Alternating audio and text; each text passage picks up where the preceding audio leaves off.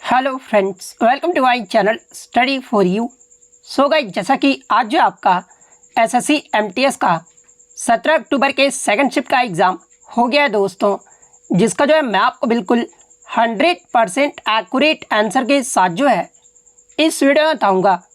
तो देख लेते हैं कि किस प्रकार के जो है आज आपके 17 अक्टूबर के सेकंड शिफ्ट के एग्ज़ाम में जो है प्रश्न पूछे गए हैं।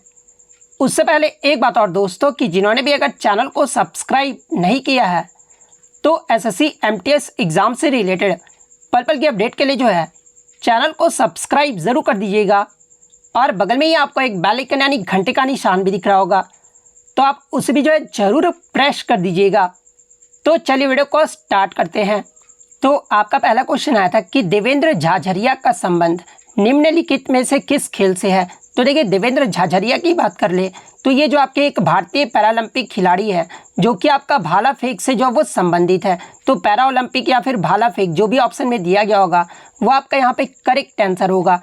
नेक्स्ट क्वेश्चन आपका आ रहा था कि unbreakable is the autobiography of, यानी अनब्रेकेबल जो है ये किसकी आत्मकथा है। तो देखिए, अनब्रेकेबल की बात कर ले तो ये जो आपका मैरी कॉम की जो ऑटोबायोग्राफी है, तो मैरी कॉम आपका यहाँ पे करेक्ट आंसर होगा।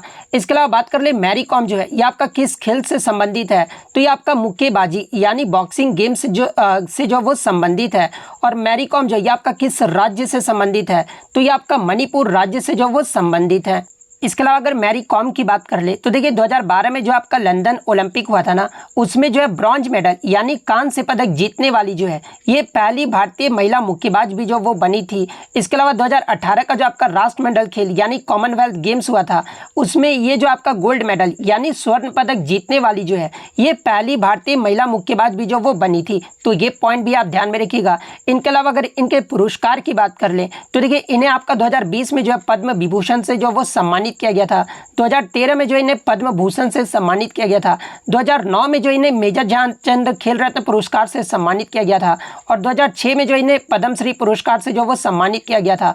और 2003 में जो है इन्हें अर्जुन पुरस्कार से जो वो सम्मानित किया गया था। तो ये फैक्ट भी आपको ध्यान में रखना है। नेक्स्ट क्वेश्चन आपका आ रहा था कि सचिन तेंदुलकर ने अपना 100वां शतक जो है ये किस देश के खिलाफ जो वो बनाया था। तो देखिए, सचिन तेंदुलकर ने जो अपना 100वां शतक है ना, ये बांग्लादेश टीम के खिलाफ जो वो बनाया था। और कब और किस स्टेडियम में बनाया था। तो ये 16 मार्च 2012 को जो है ये आपका शेर बांग्ला स्टेडियम जो कि आपका बांग्लादेश में ये स्टेडियम है, और इसी स्टेडियम में जो है इन्होंने अपना 100वां शतक जो वो लगाया था। तो बांग्लादेश आपका करेक्ट आंसर होगा। अब देख लीजिए, 100वां शतक आपसे पूछा गया है तो पहला शतक भी आपसे पूछा जाएगा। तो देखिए, सचिन ने जो अपना पहला शतक है ना, ये आपका 1990 में जो है ये आपका ओल्ड ट्रैफर्ड मैनचेस्टर में इंग्लैंड के खिलाफ जो वो लगाया था। और सचिन तेंदुलकर जो है अंतर्राष्ट्रीय क्रिकेट में सबसे ज्यादा रन बनाने वाले जो वो खिलाड़ी हैं। तो ये पॉइंट भी आप ध्यान में रखिएगा।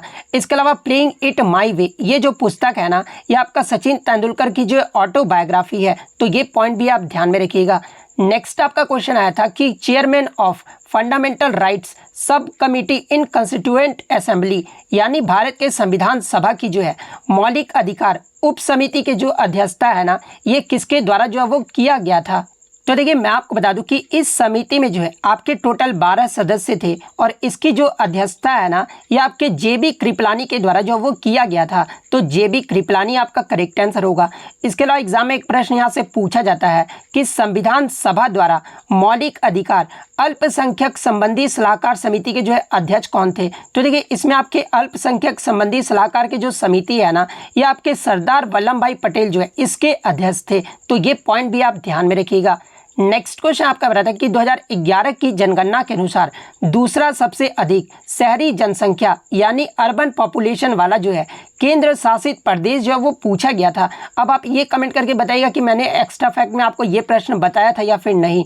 तो देखिए, 2011 की जनगणना के अनुसार दूसरा सबसे अधिक अर्बन पॉपुलेशन वाला जो आपका केंद्र शासित प्रदेश है ना, ये आपका चंडीगढ़ है। और पहले नंबर पे अगर पूछा जाए तो पहले नंबर पे आपका दिल्ली है और दूसरे नंबर पे आपका केंद्र शासित प्रदेश में चंडीगढ़ है। तो चंडीगढ़ आपका करेक्ट आंसर होगा। तीसरे स्थान पे जो आपका दमन और दीव है और चौथे स्थान पे जो आपका पुडुचेरी है। तो ये क्रम भी जो आपको यूटी का जो वो ध्यान में रखना है। तो ये तो हो गया आपका यूटी के बारे में। इसके अलावा अगर भारत का शहरी जनसंख्या का अनुपात पूछा जाए तो देखिए 2011 की जनगणना के अनुसार भारत में शहरी जनसंख्या का जो अनुपात रहा था ना, ये आपका 31.2% रहा था। वहीं ग्रामीण जनसंख्या का जो है 68% जो है आपका ग्रामीण जनसंख्या का अनुपात जो वो रहा था। और भारत में सबसे अधिक शहरीकृत राज्य अगर पूछा जाए तो देखिए भारत में जो सबसे अधिक शहरीकृत वाला जो राज्य रहा था ना, ये आपका गोवा रहा था। गोवा का जो शहरी आबादी है ना, ये आपका 62.2% रहा था। तो ये पॉइंट भी आप ध्यान में रखिएगा। दूसरे स्थान पर अगर बात कर ले तो ये आपका तमिलनाडु रहा था। तमिलनाडु का जो शहरी आबादी का जो परसेंटेज है ना, ये आपका 48.4% रहा था। तीसरे स्थान पे जो आपका केरल राज्य रहा था, जो कि आपका 47.7% रहा था। और चौथे स्थान पे जो आपका महाराष्ट्र राज्य रहा था, महाराष्ट्र का जो शहरी आबादी का परसेंटेज है ना, ये आपका 45.2% रहा था। तो ये फैक्ट भी आपको ध्यान में रखना है। नेक्स्ट क्वेश्चन आपका यहाँ पर आता है कि Hathi Gumpha inscription is located in which region, यानी हाथी गुम्फा शिलालेख जो है ये आपका किस क्षेत्र में स्थित है। तो देखिए हाथी गुम्फा शिलालेख की बात कर ले तो ये जो आपका उड़ीसा के भुवनेश्वर से जो है 3 किलोमीटर दूर उदयगिरी पहाड़ियों में जो है ये आपका स्थित है। और ये जो आपका हाथी गुम्फा का जो शिलालेख है ना, ये आपका प्राकृत भाषा में जो वो लिखा गया था और इसे ब्राह्मी लिपि में जो है उत्कीर्ण जो वो किया गया था। और ये जो आपका हाथी गुम्फा का जो शिलालेख है ना, ये कलिंग के राजा खारवेल की उपलब्धियों के बारे में जो ये आपका जानकारी जो वो देता है। तो ऑप्शन में आपका कलिंग जो है वो दिया गया था, तो कलिंग आपका यहाँ पे करेक्ट आंसर होगा। इसके अलावा मैं आपको बता दूं कि ये जो आपका शिलालेख है ना, ये आपके जैन धार्मिक का जो है प्रतीक भी है। और इस शिलालेख की जो खोज है ये आपका 19वीं शताब्दी के शुरुआत में आपके जो है ये जो आपका इतिहासकार का नाम था, ये स्टर्लिंग के द्वारा जो है इसकी जो आपका खोज है वो किया गया था। तो ये पॉइंट भी आप ध्यान में रखिएगा। नेक्स्ट क्वेश्चन आपका यहाँ पर आया था कि बयालटा ये जो आपका किस राज्य का लोक नृत्य है। तो देखिए बयालता जो है ये आपका कर्नाटक राज्य का जो है फोक डांस है। तो कर्नाटक आपका करेक्ट आंसर होगा। और कर्नाटक के अगर अन्य लोक नृत्य की बात कर ले तो देखिए यक्षगान, हुतरी, सुग्गी, कुनीथा, करगा और लंबी, ये सभी जो आपके कर्नाटक राज्य के जो है अन्य लोक नृत्य हैं। नेक्स्ट क्वेश्चन आपका यहाँ पर आया था कि देवेंद्र फर्नांडिस ये जो आपका 2022 में जो है किस राज्य के उप मुख्यमंत्री जो वो बने हैं। तो देखिए 2022 में आपके जो देवेंद्र फडणवीस थे ना, ये आपके महाराष्ट्र राज्य के जो है ये आपके डिप्टी चीफ मिनिस्टर जो वो बने हैं। तो महाराष्ट्र आपका यहाँ पे करेक्ट आंसर होगा। नेक्स्ट क्वेश्चन आपका रहा था कि what art style did the Greeks develop, यानी यूनानियों ने जो है कौन सी कला शैली जो वो विकसित की थी। तो देखिए यूनानियों के द्वारा जो है ये आपका गंधार कला शैली जो वो विकसित किया गया था। तो गंधार कला शैली आपका करेक्ट आंसर होगा। नेक्स्ट क्वेश्चन आपका यहाँ पर आता है कि कोणार्क नृत्य महोत्सव जो है ये प्रत्येक वर्ष किस महीने में मनाया जाता है। तो देखिए कोणार्क नृत्य महोत्सव जो है ये आपका प्रत्येक वर्ष दिसंबर के महीने में जो ये आपका 1 से 5 तारीखों के मध्य जो है ये आपका आयोजित किया जाता है। तो दिसंबर महीना आपका यहाँ पे करेक्ट आंसर होगा। और ये जो आपका कोणार्क नृत्य महोत्सव ये कहाँ पर लगता है। तो ये आपका उड़ीसा के कोणार्क के जो है सूर्य मंदिर के सामने जो है ये आपका जो है लगता है। इसके अलावा बात कर ले कोणार्क के सूर्य मंदिर के बारे में। तो देखिए कोणार्क का सूर्य मंदिर को जो है ये आपका 1984 में यूनेस्को के विश्व विरासत स्थल में भी जो है इसे शामिल किया गया था। तो ये पॉइंट भी आप ध्यान में रखिएगा। नेक्स्ट आपका यहाँ पर आता है कि which element is found in laterite soil, यानी लेटराइट मिट्टी में जो है कौन सा तत्व जो है सबसे अधिक मात्रा में जो वो पाया जाता है। तो लेटराइट मिट्टी में आपका सबसे जो ज़्यादा है ना ये आपका आयरन और एल्यूमिनियम तत्व जो वो पाया जाता है। तो आयरन और एल्यूमिनियम आपका करेक्ट आंसर होगा। और देखिए ये जो आपका लेटराइट मिट्टी है ना ये आपका चाय और कॉफ़ी जैसी फसलों के लिए जो है ये आपका उपयुक्त जो वो माना जाता है। तो ये पॉइंट भी आप ध्यान में रखिएगा। नेक्स्ट क्वेश्चन आपका यहाँ पर आता है कि पुरंदर की संधि में छत्रपति शिवाजी महाराज ने जो है अपने 36 किलो में से कितने किलो जो है ये आपके मुगल को जो वो सौंपे थे। तो देखिए अगर पुरंदर की संधि की बात कर ले तो ये आपका 11 जून 1665 को जो है ये आपका राजपूत शासक जय सिंह प्रथम और छत्रपति शिवाजी महाराज के बीच जो है इस पर हस्ताक्षर जो वो किया गया था। और इस हस्ताक्षर में 36 किलो में से आपके जो है 23 किले जो है ये आपके मुगलों को जो वो सौंपे थे। तो 23 किले आपका यहाँ पे करेक्ट आंसर होगा। नेक्स्ट क्वेश्चन आपका यहाँ पर था कि what is the full form of INSAT, यानी इनसेट का जो फुल फॉर्म जो वो पूछा गया था। तो देखिए इनसेट का जो फुल फॉर्म होता है ना ये आपका इंडियन नेशनल सैटेलाइट सिस्टम होता है, यानी भारतीय राष्ट्रीय उपग्रह प्रणाली होता है। तो इंडियन नेशनल सैटेलाइट सिस्टम आपका करेक्ट आंसर होगा।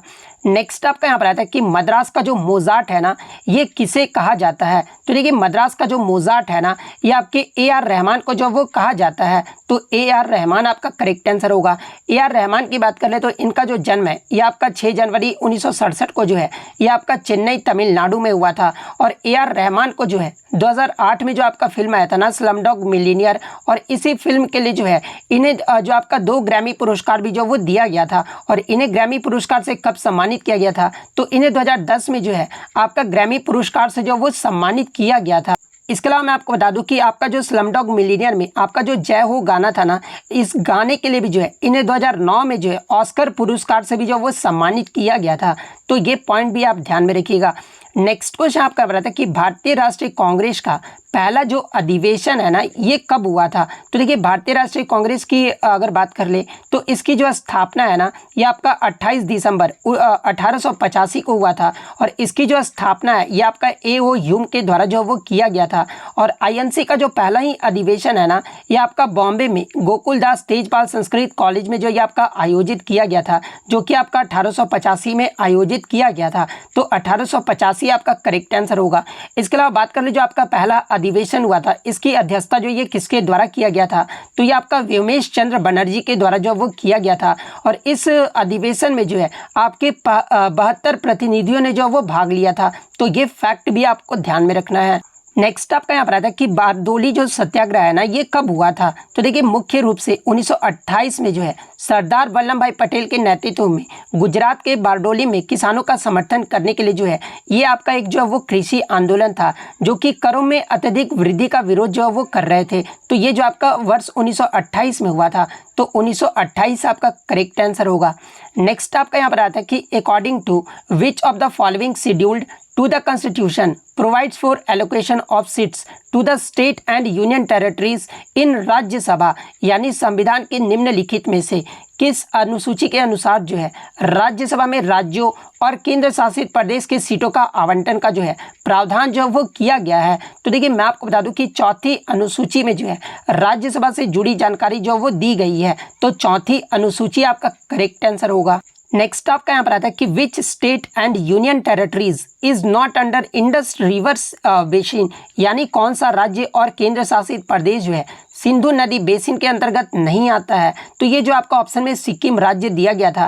तो देखिए सिक्किम राज्य जो है ना ये आपका सिंधु नदी बेसिन के अंतर्गत नहीं आता है। तो सिक्किम आपका करेक्ट आंसर होगा। और कौन कौन से आते हैं, तो हिमाचल प्रदेश आपका आ जाता है, इसके अलावा आपका पंजाब आ जाता है, इसके बाद आपका राजस्थान आ जाता है, इसके अलावा अगर जम्मू कश्मीर आ जाता है। ये सभी जो आते हैं ना ये आपके सिंधु नदी बेसिन के अंतर्गत आता है। तो ये फैक्ट भी आपको ध्यान में रखना है। अब देखिए सिंधु जल समझौता से आगे के शिफ्ट में आपसे यहाँ से प्रश्न बनेगा। तो देखिए सिंधु जल समझौता जो हुआ था ना ये आपका 19 सितंबर 1960 को हुआ था। और इस समझौते पर भारत के तत्कालीन प्रधानमंत्री पंडित जवाहरलाल नेहरू और पाकिस्तान के तत्कालीन राष्ट्रपति मोहम्मद अयूब खान ने जो है कराची में जो है इस समझौते पर हस्ताक्षर जो वो किए थे। और इसका जो आपका किसके द्वारा जो है मध्यस्थता किया गया था, तो देखिए इस समझौते की जो मध्यस्थता है ना ये अंतर्राष्ट्रीय पुनर्निर्माण और विकास बैंक के द्वारा जो है इसकी मध्यस्थता जो वो किया गया था। और इस संधि के प्रावधानों के अनुसार जो है सिंधु नदी का कुल पानी का केवल 20% का उपयोग ही जो है ये आपका भारत के द्वारा जो वो किया जा सकता है। नेक्स्ट आपका यहाँ पर आता है कि किस तापमान पर सेल्सियस और फ़ारेनहाइट जो होता है ना ये आपका बराबर होता है। तो देखिए -40 डिग्री सेल्सियस पर जो है आपका तापमान और सेल्सियस और फ़ारेनहाइट जो है ये आपका बराबर होता है। तो -40 डिग्री आपका यहाँ पे करेक्ट आंसर होगा। नेक्स्ट आपका यहाँ पर आता है कि transportation of nutrients and other substance occur in cells by which process, यानी कोशिका में पोषक तत्व और अन्य पदार्थों के परिवहन की प्रक्रिया ये जो है किनके माध्यम में हो सकती है। तो देखिए कोशिका में पोषक तत्व और अन्य पदार्थों के परिवहन की जो प्रक्रिया है ना ये आपके विभिन्न माध्यम से होता है। और वो विभिन्न माध्यम कौन कौन से हैं, तो पहला आपका जो है ट्रांसलोकेशन यानी स्थानांतरण है। सेकंड आपका जो है एक्टिव ट्रांसपोर्ट है यानी सक्रिय परिवहन है। और थर्ड जो ये आपका फिल्ट्रेशन है यानी निस्पंदन है। तो इसमें से जो भी ऑप्शन में दिया गया होगा वो आपका यहाँ पे करेक्ट आंसर होगा। अब ऐसा नहीं है कि मैं स्थानांतरण जो वो नहीं पढ़ सकता हूँ, लेकिन यहाँ पर होता क्या है कि बहुत ज़्यादा शोरगुल होता है तो ध्यान जो उधर भटक जाता है, जिसके कारण जो होता है कि थोड़ा सा बोलने में जो प्रॉब्लम होने लगता है। क्योंकि आप लोग को वीडियो में सुनते होंगे कि बहुत ज़्यादा आवाज़ जो है वो देखने को मिलता है, इसलिए थोड़ा सा मन जो है वो डाइवर्ट हो जाता है। नेक्स्ट क्वेश्चन आपका रहा था कि by which chemical process sugar gets converted into caramel syrup, यानी किस रासायनिक प्रक्रिया से जो है चीनी कार्मेल सिरप में जो है ये आपका परिवर्तित जो है वो हो जाता है। तो देखिए चीनी को कार्मेल में बदलने की रासायनिक प्रक्रिया को जो है ये आपका कार्मेलाइजेशन जो है वो कहा जाता है। तो कार्मेलाइजेशन आपका यहाँ पे करेक्ट आंसर होगा। नेक्स्ट क्वेश्चन आपका यहाँ रहा था कि the national urban livelihood mission was launch during the which 5 year plan, यानी राष्ट्रीय शहरी आजीविका जो मिशन है ना, ये किस पंचवर्षीय योजना के दौरान जो है इसे शुरू किया गया था। तो देखिए राष्ट्रीय शहरी आजीविका मिशन को जो है ये आपका स्वर्ण जयंती शहरी रोजगार योजना की जगह पर जो है ये आपका 24 सितंबर 2013 को जो वो आपका शुरू किया गया था। और ये जो आपका मिशन है ना, ये आपका महूपा यानी भारत सरकार की आवास और शहरी गरीबी उन्मूलन मंत्रालय के द्वारा जो है इस मिशन को जो वो शुरू किया गया था। और ये जो आपका मिशन है ना, ये आपका 12वीं पंचवर्षीय योजना के दौरान जब वो शुरू किया गया था। तो 12वीं पंचवर्षीय योजना आपका करेक्ट आंसर होगा। और 12वीं पंचवर्षीय योजना का जो आपका अवधि रहा था ये आपका 2012 से जो आपका 2017 तक रहा था। तो ये फैक्ट भी आपको ध्यान में रखना है। नेक्स्ट आपका यहाँ पर आता है कि in which category is the money received as grant from abroad kept, यानी विदेशों से अनुदान के रूप में प्राप्त धन को किसी श्रेणी में रखा जाता है, यानी किस श्रेणी में जो इसे रखा जाता है।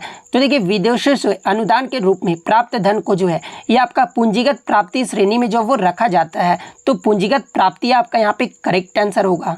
इसके अलावा बहुत सारे बच्चों का ये कमेंट्स रहता है कि सर आप इंग्लिश का एनालिसिस नहीं करवाते हैं। तो देखिए मैं आपको इंग्लिश का भी प्रश्न जो आपको बता देता हूँ जो कि बच्चों द्वारा मुझे मिल पाया है। तो देखिए इंग्लिश में आपका जो है बीट अबाउट द बस का जो है आपका इडियम जो वो पूछा गया था। इसके अलावा जो है आपका लाइफलेस का जो है एंटोनिम पूछा गया था। हालांकि ये आपका डायरेक्टली नहीं पूछा गया था, फिल इन द ब्लैंक्स में के अंदर जो है आपका लाइफलेस का जो है एंटोनिम जो वो पूछा गया था। एक और आपका एंटोनिम जो है बच्चों द्वारा मिला था जो कि आपका नाउन्स का जो वो पूछा गया था। तो नाउन्स का एंटोनिम जो आप देख लेना। इसके अलावा अगर बात कर ले एक और आपका इडियम जो वो पूछा गया था द हेड ओवर हील, ये जो आपका इडियम जो वो पूछा गया था। पेसिफाई का भी जो आपसे एंटोनिम जो वो पूछा गया था। और जो आपका क्लोज टेस्ट आया था ना, ये आपका बॉडी मास इंडेक्स पर जो आपका क्लोज टेस्ट जो वो पूछा गया था। इसके अलावा स्पेलिंग एरर में बात कर ले तो मैशिनरी का जो आपका स्पेलिंग एरर आया था। तो देखिए मैशिनरी जो आपका इस प्रकार से लिखा जाता है, यानी MACHINERY, इस प्रकार से आपका मैशिनरी जो वो लिखा जाता है। तो इस प्रकार से जिन्होंने भी लिखा होगा उनका यहाँ पे करेक्ट आंसर होगा। तो इतने क्वेश्चन जो है आज मुझे बच्चों के द्वारा मिले हैं जो कि 100% रियल और ऑथेंटिक है। तो अगर वीडियो अच्छी लगी हो तो वीडियो को जो है लाइक ज़रूर कर दीजिएगा और इसी तरह रियल एनालिसिस पाने के लिए जो है चैनल को सब्सक्राइब ज़रूर कर दीजिएगा। तो मिलते हैं नेक्स्ट वीडियो में, तब तक thank you, all the best.